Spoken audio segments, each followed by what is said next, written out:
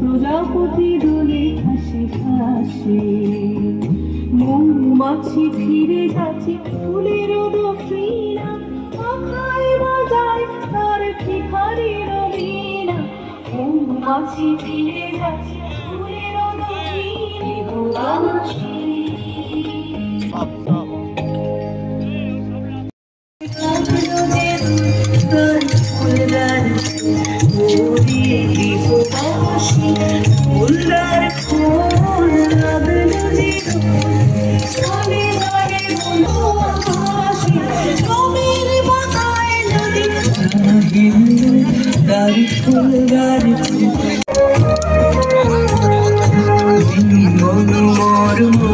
দক্ষিণ বাতাসে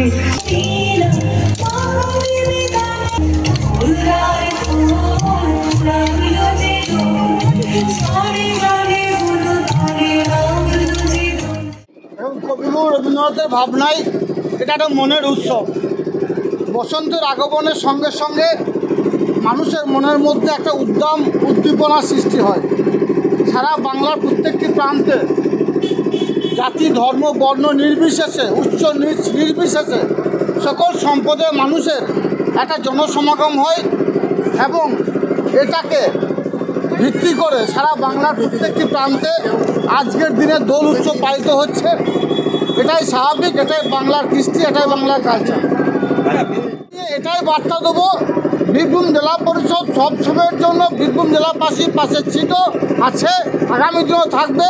সঙ্গে সঙ্গে একথা বলবো, যেহেতু এটা রমজান মাহিনা চলছে, সেহেতু যারা দোল উৎসব পালন করছে, আজকে জুম্মার দিন যখন জুম্মার নামাজ পড়তে যাবে, সেই টাইমে তাদের বস্ত্রে বা তাদের গায়ে যেন দোলের আবির না দেওয়া হয়, সেটাকে সকল লক্ষ্য রাখার জন্য বলবো।